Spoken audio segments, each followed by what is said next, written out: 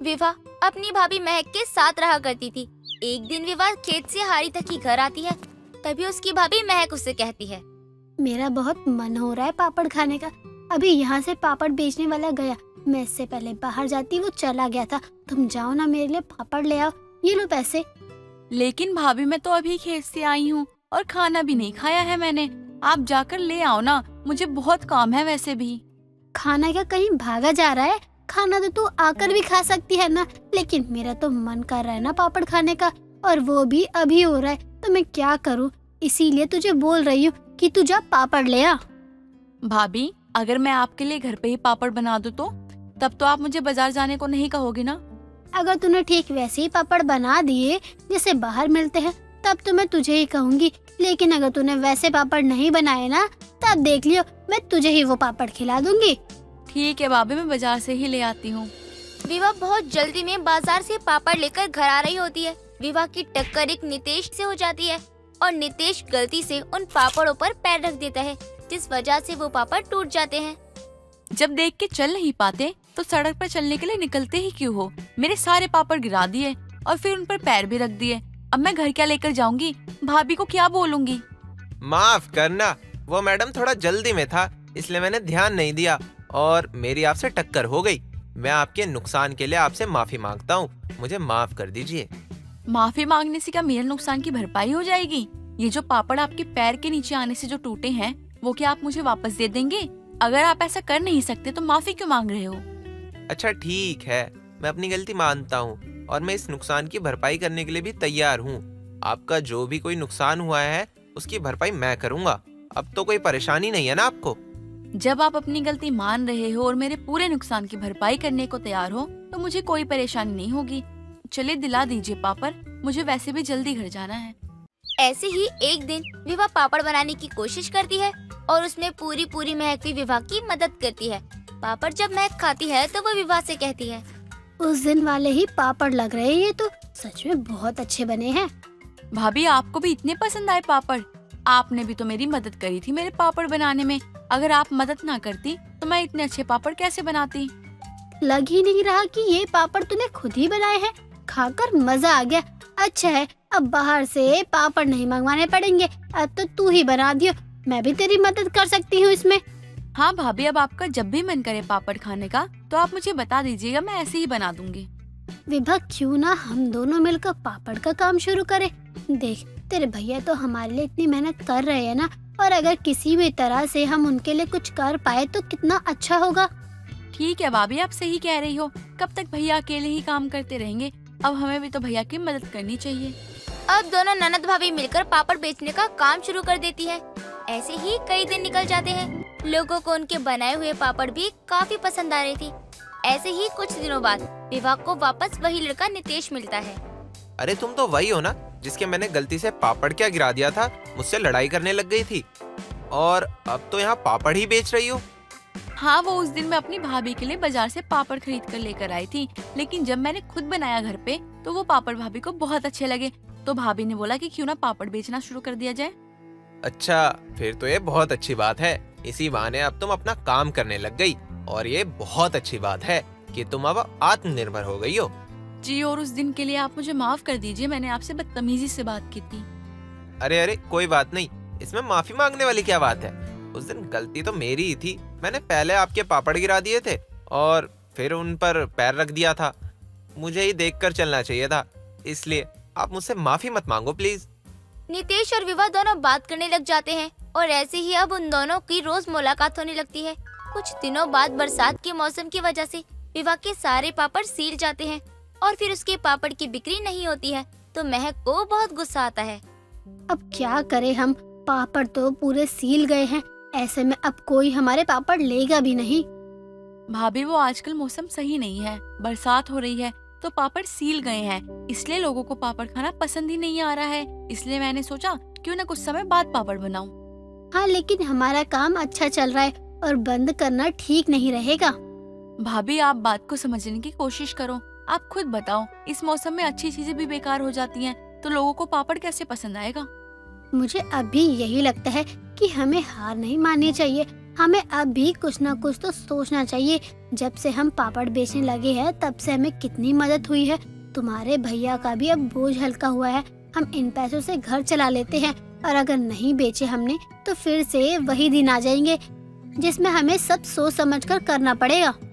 भाभी मैं समझ रही हूँ कि आप क्यों इतना परेशान हो, और आप सही कह रही हो, हमें हिम्मत नहीं हारनी चाहिए। महक और विभा फिर से कोशिश करती हैं और पापड़ बेचना शुरू कर देती हैं। नितेश और विभा की अब बातें भी और ज्यादा बढ़ने लग गई थी। कुछ दिनों बाद नितेश महक के भाई पूरब से मिलता है और कहता है, मैं विभा से बहुत प्यार करता हूँ और उससे ही शादी करना चाहता हूँ। आप मेरे बारे में पता करवा सकते हो। मैं कोई ऐसा लड़का नहीं हूँ, एक अच्छे घर का लड़का हूँ। मेरा परिवार भी काफी अच्छा है और ये सब बातें विभा भी जानती है। विभा, ये क्या कह रहा है? क्या ये सच कह रहा है? तुझे इसी दिन के लिए हमने पाल पोस के बड़ा किया था कि तू हमें ऐसे दिन दिखाए। तुझे मैंने अपनी बहन नहीं अपनी बेटी माना, और तूने क्या किया? अपने भाई की नाक कटवा दी। प्यार करने से पहले एक बार भी तूने नहीं सोचा कि तेरे भाई को पता चलेगा तो क्या बीतेगी उस पे। तो गलत ही क्या है? ये लड़का सच में हमारी विभा से काफी प्यार करता है। मैंने कई बार देखा है, विभा भी इसके साथ काफी खुश रहती है। बस महक बस, तुम ना ही कुछ बोलो तो ज्यादा अच्छा होगा। तुमने मेरी बहन का साथ दिया, मुझे अच्छा लगा, लेकिन गलत चीजों में उसका साथ दे रही हो। तुम्हें शर्म आनी चाहिए। तुम तो इसकी भाभी हो ना, भाभी माँ समान होती है। तुम्हें इसे रोकना चाहिए था। अगर ये नहीं मानती तो मुझे बताती, लेकिन नहीं, तुम में से किसी ने मुझसे कुछ नहीं कहा। एक बाहर वाला बंदा आके मुझसे ये कह रहा है कि वो मेरी बहन से प्यार करता है, शादी करना चाहता है। इसी दिन के लिए क्या मैंने अपने माँ बाबूजी से वादा किया था कि मैं अपनी बहन को दुनिया की सारी खुशियाँ दूंगा। हाँ भैया, नितेश जो भी कह रहा है वो सब सच है, लेकिन मेरे लिए आपके फैसले से ऊपर कुछ नहीं होगा। अगर तुम लोग यही चाहते हो तो ठीक है, मैं पता करूंगा इसके बारे में। अगर ये लड़का सही हुआ तो ही ये शादी होगी, वरना तू इसे भुलाकर जहाँ मैं कहूँगा वहाँ शादी करेगी। और अगर तूने ऐसा नहीं किया तो तू मेरा मरा हुआ मुंह देखेगी। और महक, अगर तुमने मुझे रोकने की कोशिश की तो सबसे पहले इस घर से बाहर तुम जाओगी। नितेश की बात सुनकर पूरब उसके बारे में पता करवाता है सब कुछ, और कुछ ही दिनों बाद पूरब अपनी बहन की शादी नितेश से करवा देता है। शादी करके पूरब अपनी बहन को विदा कर रहा होता है, तभी कुछ मीडिया वाले आते हैं और विवाह की फोटो खींचने लगते हैं, जिसमें से एक लड़की बोलती है, जी हाँ, देखिए ये वही लड़की है जिसने अपने पापड़ का काम शुरू किया था, और आज इनके ही बनाए हुए पापड़ घर घर में है, और आज इनकी शादी है। हम सब मिलकर इन्हें इनकी शादी की बधाई देते हैं। विवाह पापड़ बेचने वाली तो बनी, लेकिन इसमें सबसे ज्यादा विवाह की भाभी का ही आता, क्योंकि लगातार विवाह को ठोकर मिलती है, जिसकी वजह से आज विवाह इतनी कामयाब थी। मालिनी एमएनसी में जॉब करती थी। उसका घर ऑफिस से काफी दूर था, इस वजह से वो अपनी सहेली आंचल के साथ ही एक फ्लैट में रहा करती थी। एक रोज शनिवार के दिन मालिनी अपनी फ्रेंड आंचल से कहती है, मुझे शॉपिंग पर जाना है, तुम साथ चलोगी? आज सैटरडे है, आज शॉपिंग करने का अलग ही मजा आता है। तुझे शॉपिंग करने के अलावा कुछ काम भी है? हर सैटरडे संडे शॉपिंग पर निकल जाती है। वैसे कुछ सामान तो मुझे भी लेना था, चलते हैं। थोड़ी देर बाद दोनों शॉपिंग के लिए निकल जाती हैं और शॉपिंग करना शुरू कर देती हैं। मालिनी एक दुकान से बहुत सारी चॉकलेट ले रही होती है। तभी एक लड़की उसके पास आती है और कहती है, लगता है तुम्हें चॉकलेट बहुत पसंद है। मुझे भी चॉकलेट बहुत पसंद है, मैं तो पूरा दिन चॉकलेट खा सकती हूँ। हाँ, चॉकलेट तो पसंद है, पर इतनी भी नहीं। वैसे मुझे खाने का काफी शौक है। अच्छा ऐसा है, फिर तुम मैगी क्यों नहीं ट्राई करती? मैगी का नया फ्लेवर आया है। नहीं नहीं, मुझे मैगी पसंद नहीं है, मैं मैगी खाती भी नहीं। अरे ट्राई तो करो, देखना तुम्हें जरूर पसंद आएगी। उस लड़के की बात मानकर मालिनी मैगी भी ले लेती है और घर जाकर ट्राई करती है, और उसे मैगी बहुत पसंद आती है, जिसके बाद से वो रोज रोज मैगी खाना शुरू कर देती है। ये देखकर उसकी फ्रेंड कहती है, मालिनी तू पागल तो नहीं हो गई है? पहले तो मैगी भी खाती नहीं थी, मैगी का नाम सुनते ही खाने से मना कर देती थी, और अब रोज रोज सुबह शाम मैगी ही खाती रहती है। अरे तू भी एक बार खा कर देख, तुझे भी पसंद आएगी और तू भी रोज खाना शुरू कर देगी। ये है ही इतनी टेस्टी, मुझे तो रोज खाने का मन करता है। इतना कहकर आंचल ऑफिस के लिए निकल जाती है, और उसके थोड़ी देर बाद ही मालिनी भी ऑफिस के लिए निकल जाती है, और वो अब लंच के समय भी मैगी ही खाती है। ऐसे ही चलता रहता है। तभी एक दिन मालिनी को उसकी माँ का कॉल आता है, और उसकी माँ उससे कहती है, हेलो मालिनी, कैसी हो तुम? खाना तो टाइम से खाती हो ना? हाँ मम्मी, आप बताओ घर पर सब ठीक है ना? हाँ मालिनी, सब ठीक है। बहुत दिन हो गए, घर आ जाना मिलने। तुझे घर की याद नहीं आती क्या? हाँ ठीक है माँ, मैं आती हूँ घर पर कुछ दिन के लिए।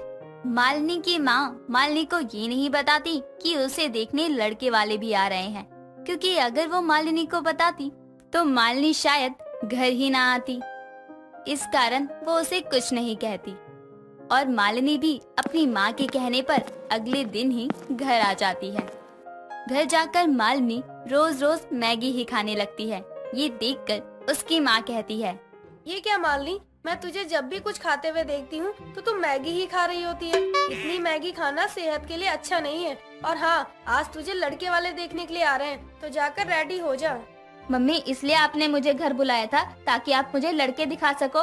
माँ, मैं आपसे कितनी बार कह चुकी हूँ कि मुझे अभी शादी नहीं करनी है। मैं जानती हूँ मालिनी, पर अच्छे रिश्ते नहीं मिलते हैं। लड़का काफी होनहार है। मालिनी अपनी माँ की बात मानकर रेडी हो जाती है। कुछ देर में लड़के वाले घर आते हैं। मालिनी को लड़का, जिसका नाम शिव था, काफी पसंद आता है।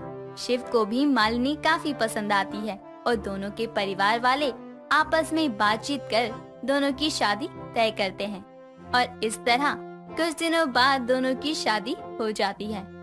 मालिनी कुछ ही दिन में अपने ससुराल में सभी के साथ बहुत अच्छी तरह घुल मिल जाती है। एक दिन मालिनी सामान लेने बाजार जाती है और ढेर सारी मैगी खरीद कर लाती है। ये देखकर उसकी सास कहती है, बहू, तू इतनी सारी मैगी क्यों खरीद कर लाई है? घर में मैगी कोई नहीं खाता। मम्मी जी, मुझे बहुत पसंद है मैगी। मैं ये सारी मैगी खा लूंगी। आप कौन खाएगा, इस बात की चिंता मत करो। मालिनी की ये बात सुनकर रीमा अपना सर पकड़ लेती है और ये कहकर मालिनी रसोई में चली जाती है और मन ही मन कहती है, बहुत भूख लग रही है, जल्दी से मैगी बना लेती हूँ। मैगी खाने का भी मन कर रहा है। मम्मी जी को भी आज मेरे हाथ की मैगी खिलाऊंगी, वो भी मेरी तरह रोज मैगी खाने लगेंगी। इसके बाद मालिनी मैगी बनाकर रीमा के पास ले जाती है और उसे भी मैगी खिलाती है। रीमा को मैगी काफी पसंद आती है, लेकिन उसकी तरह वो रोज रोज मैगी खाने की आदत नहीं लगाती। लेकिन मालिनी की मैगी खाने की आदत अब और ज्यादा बढ़ चुकी होती है। वो हर वक्त मैगी ही खाती है। ये देखकर रीमा परेशान होकर कहती है, मैगी तुम्हारे भूख के दर्द का जवाब है। जब भी समय कम होता है और तुम्हें भूख बहुत ज्यादा तेज लग रही होती है तो तुम मैगी खाकर अपनी भूख शांत कर सकती हो। लेकिन रोज रोज मैगी खाने से बहुत सारे नुकसान होते हैं। रोजाना मैगी खाने से तुम्हारा ब्लड प्रेशर बढ़ सकता है। मैगी मैदा से बनी होती है, जिसे पचाना पेट के लिए बहुत ही मुश्किल होता है। हाँ माँ, मुझे ये सब पता है। आपको मुझे बताने की कोई जरूरत नहीं है। मालिनी, ये क्या बदतमीजी है? मैं तुम्हें कुछ समझा रही हूँ और तुम कुछ सुनने और समझने को तैयार ही नहीं हो। और कान खोल कर सुन लो तुम मेरी बात। आज से तुम मैगी नहीं खाओगी और ना ही इस घर में कोई मैगी लेकर आएगा। ये बात ध्यान रहे। मम्मी जी, आप ऐसा कैसे कर सकती हो? आपको तो पता है मुझे मैगी कितनी पसंद है और मैं मैगी खाए बिना नहीं रह सकती हूँ। मालिनी की सास वहाँ से चली जाती है और अपना काम करने लगती है। कुछ देर में जाकर वो रसोई में सारे मैगी के पैकेट छुपा देती है ताकि मालिनी मैगी खाना छोड़ दे। लेकिन ऐसा कुछ भी नहीं होता। मालिनी अपनी सास से छुपा छुपा कर मैगी खाया करती। एक रोज मालिनी की सास रसोई में आती है तो देखती है कि मालिनी फिर से मैगी ही बना रही होती है। तभी वो कहती है, बहू, ये क्या, तुम मेरे मना करने के बावजूद मैगी खा रही हो? मैं क्या करूँ तुम्हारा? पता नहीं कैसी बहू मिल गई मुझे जो मैगी खाने के अलावा और कुछ खाती ही नहीं। जब कुछ होगा ना तब तुम्हें पता चलेगा कि रोज मैगी खाना ठीक नहीं होता। माँ, आप गुस्सा मत करो। मैं अब से आपकी सारी बात मानूंगी। जो भी आप कहेंगी, मैं आज से ही मैगी खाना भी छोड़ दूंगी। देखती हूँ कि आखिर कब तक तुम मेरी बात मानती हो और मैगी नहीं खाती। मुझे क्या, तबीयत तेरी खराब होगी, मेरी थोड़ी ना। मालिनी अपनी सास से ये तो कह देती है कि अब वो मैगी नहीं खाएगी, पर वो एक दिन भी मैगी खाए बिना रह नहीं पाती। मालिनी घर पर तो मैगी नहीं बना सकती क्योंकि उसे उसकी सास का डर था, इसलिए वो बाहर मैगी खाने के लिए जाती है। और एक दिन मालिनी का पति शिव उसे बाहर मैगी खाता हुआ देखकर कहता है, तुम यहाँ आकर मैगी क्यों खा रही हो? मैगी तो तुम घर पर भी खा लेती हो, तो फिर तुम्हें यहाँ आकर मैगी खाने की क्या जरूरत है? शिव की बात सुनकर वो शिव को सभी कुछ बताते हुए कहती है, मैंने जब बोल दिया कि मैं आपसे मैगी नहीं खाऊंगी, लेकिन मैं एक भी दिन मैगी के बिना नहीं रह पाई। वैसे माँ गलत नहीं है, तुम ऐसे रोज रोज मैगी खाओगी ना तो तुम्हारी सेहत खराब हो जाएगी। और मैं भी यही कहूँगा कि तुम मैगी खाना छोड़ दो। और हाँ, तुम यहाँ मैगी खाने नहीं आओगी। कहाँ फंस गई। अब तो मम्मी जी ही मैगी खाने से रोक रही थी, अब उनका बेटा भी उनकी टीम में शामिल हो गया। मालिनी बेटा, अब क्या करेगी तू? मैगी खाने के लिए कुछ तो सोचना ही होगा। इसके बाद दोनों घर चले जाते हैं। मालिनी शिव को खाना खिलाती है और उसके बाद दोनों अपने रूम में जा ही रहे होते हैं, तभी मालिनी को चक्कर आ जाता है और वो जमीन पर गिर पड़ती है। ये देखकर शिव कहता है, मालिनी, मालिनी, ये क्या हो गया तुम्हें? उठो, उठो मालिनी, अब मैं क्या करूं? मालिनी, मालिनी कुछ बोलती क्यों नहीं? इसके बाद शिव मालिनी को हॉस्पिटल लेकर जाता है। डॉक्टर वहाँ उसका चेकअप करते हैं और शिव को बुलाकर कहते हैं, मैदा खाने की वजह से आपकी पत्नी के शरीर में खून की कमी हो गई है। आपको मैदा वाली चीजें उन्हें खाने से रोकना होगा, वरना उनकी तबीयत और ज्यादा बिगड़ सकती है। जी डॉक्टर, ठीक है, मैं ध्यान रखूंगा कि वो मैदे की चीजें ना खाए। इसके बाद शिव डॉक्टर के कैबिन से निकलकर मालिनी के पास जाता है और उसे सारी बातें बताते हुए कहता है, मालिनी, अब तुम मैगी खाना छोड़ दो, वरना तुम्हारी तबीयत और खराब हो जाएगी। और अगर तुम्हें कुछ हो गया तो मैं क्या करूँगा? शिव, मैं समझ गई हूँ और मैं तुमसे वादा करती हूँ कि अब मैं कभी भी मैगी नहीं खाऊंगी। कुछ ही देर में दोनों घर चले जाते हैं और मालिनी फिर कभी मैगी नहीं खाती, जिसके बाद से वो अपने परिवार के साथ खुशी खुशी अपनी जिंदगी बिताती है। काजल और रूही दोनों एक दूसरे के पड़ोसी हैं। साथ ही रूही और काजल एक दूसरे की अच्छी दोस्त भी हैं। लेकिन रूही की सास कंचन रूही और काजल की दोस्त से परेशान थी, क्योंकि रूही की दोस्त ने काजल को बिगाड़ दिया। ऐसा आरोप काजल की सास शकुंतला ने कुछ समय पहले कंचन की बहू रूबी पर लगाते हुए कहा था। तुम्हारी बहू की वजह से ना मेरी बहू एक मिनट भी घर में नहीं टिकती, हमेशा बाहर की सैर करती रहती है। इस तानो बानो की वजह से 25 सालों का कंचन और शकुंतला का आपसी रिश्ता खराब हो चुका है। दोनों सास के रिश्ते खराब होने का कारण बनने वाली बहुएं साथ थी और हर दिन की तरह दोनों की बहुएं आज फिर शॉपिंग के लिए बाहर निकलने का प्लान बना चुकी हैं। और इसी वजह से दोनों अपने घर का सारा काम जल्दी जल्दी निपटा रही थी कि तभी छत पर कपड़े सुखाती हुई रूही को काजल अपनी छत से आवाज लगाते हुए बोलती है, दीदी आज कहाँ चलने का प्लान है? आज तो बिग मार्केट चलेंगे, सेल लगी है, वहाँ से बहुत सारी शॉपिंग करेंगे और फिर अपने फेमस ढाबे पर रुमाली रोटी खाएंगे। हाँ हाँ दीदी जरूर खाएंगे, मैं अपना काम जल्दी निपटा लूँ। हाँ काजल जल्दी कर ले, मैं अभी बचा हुआ काम निपटा लेती हूँ। कुछ समय बाद दोनों अपना काम खत्म कर मार्केट के लिए निकल जाते हैं। लेकिन ये सब शकुंतला और कंचन नोटिस कर रही होती हैं, क्योंकि दोनों अपनी मर्जी से बाहर आती जाती थी, जिस वजह से शकुंतला और कंचन दोनों ही अपनी बहुओं से बहुत परेशान रहती थी। लेकिन वो दोनों चाहकर भी अपनी बहुओं को बोल नहीं पाती थी और देखते ही देखते शाम के 5 बज जाते हैं। अभी तक दोनों आई नहीं, कहीं फिर से शकुंतला आकर मुझसे ही लड़ने न लगे। कंचन अपनी बहू के ना लौटने से परेशान होती है, तो वहीं रूही और काजल आराम से शॉपिंग करने के बाद एक दूसरे से बोलती हैं, चल जल्दी कर काजल, हमें खाना खाने भी तो चलना है। मैं तो घर से कुछ खा पी कर भी नहीं आई हूँ।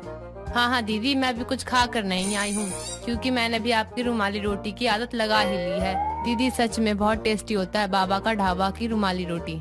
कुछ समय बाद दोनों डब्बे पर पहुंचकर रुमाली रोटी ऑर्डर करते हैं और करीब 5 प्लेट से भी ज्यादा रुमाली रोटी और चिकन अकेले रूही ही खा जाती है और काजल बस 1 प्लेट में ही कहती है, मुझसे और नहीं खाई जाएगी। दोनों खाने के बाद सीधे घर के लिए निकलते हैं और कुछ समय बाद रूही के घर पहुंचते ही कंचन रूही से कहती है, आ गई, कहाँ लग गया इतना वक्त? माँ जी वो हमें चप्पल खरीदने में थोड़ा लेट हो गया। ठीक है, तुम लोगों का तो रोज का हो गया है। अपनी आदत सुधारो और घर पर रहने की आदत डालो और जा अब खाने की तैयारी कर ले। अमन आता ही होगा, उसे जल्दी सोने की आदत है ना।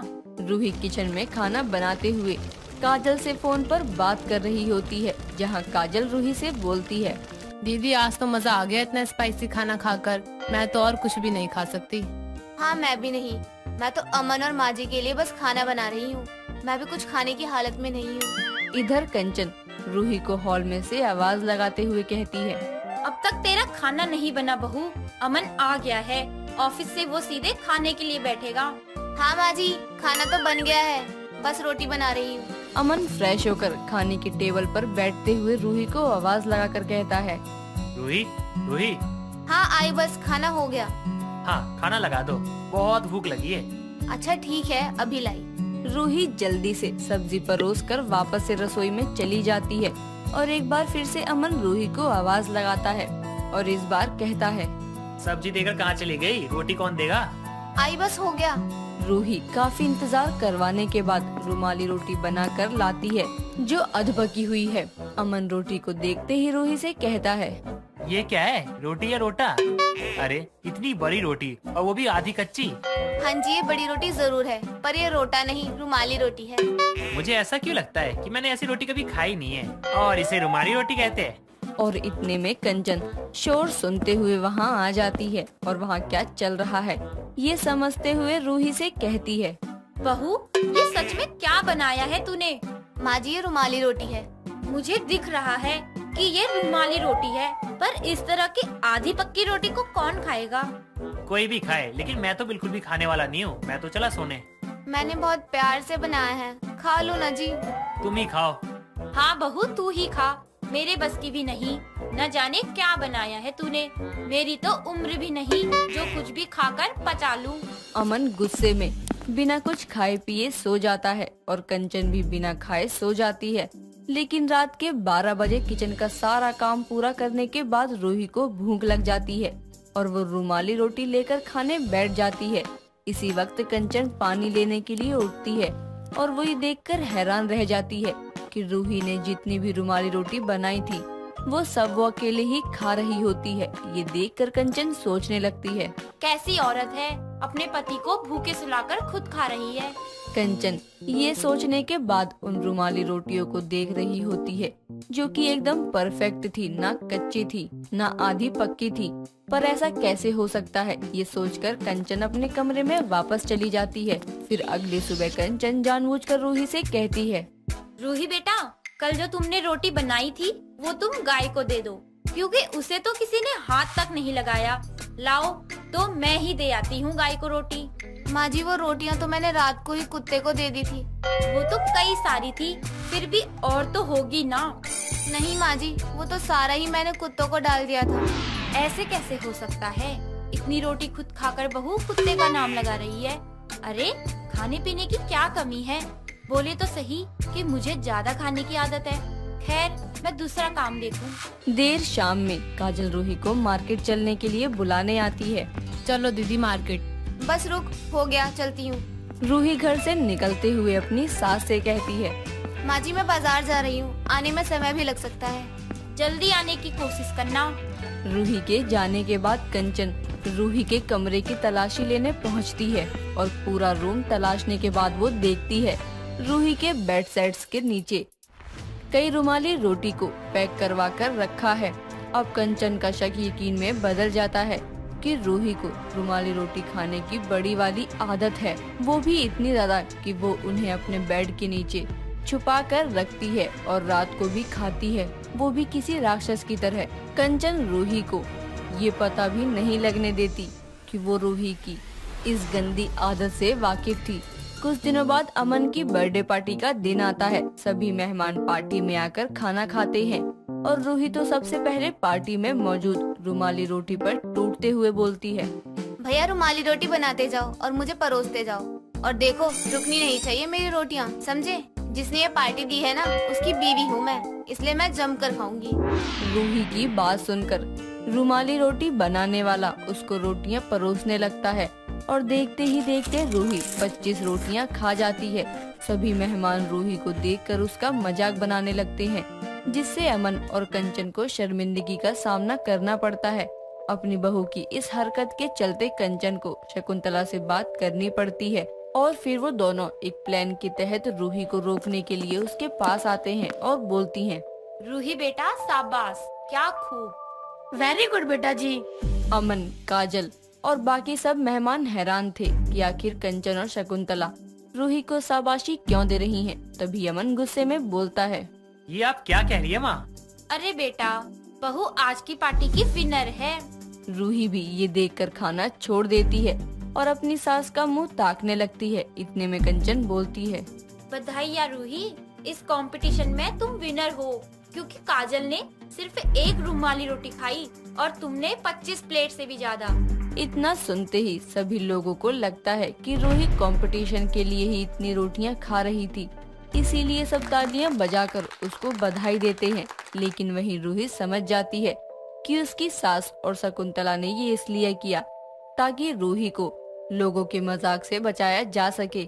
इसीलिए पार्टी में सबके जाने के बाद रूही अपनी सास, पति और शकुंतला से बोलती है, आप सब मुझे माफ कर दो। मुझे न जाने कब से रुमाली रोटी की ऐसी आदत लग गई कि उसके आगे मैं सब भूल गई और आज मैंने अपने घर की इज्जत को ही दांव पर लगा दिया।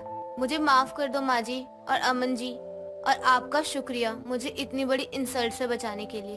वो तो भला हो शकुंतला का कि उसने मुझे ये आइडिया दिया कि ऐसा करते हैं, वरना लोगों को लगता कि मेरी बहू कितनी भूखी है कि खुद के घर की पार्टी में ऐसे भूखों की तरह रुमाली रोटी पर टूट पड़ी है।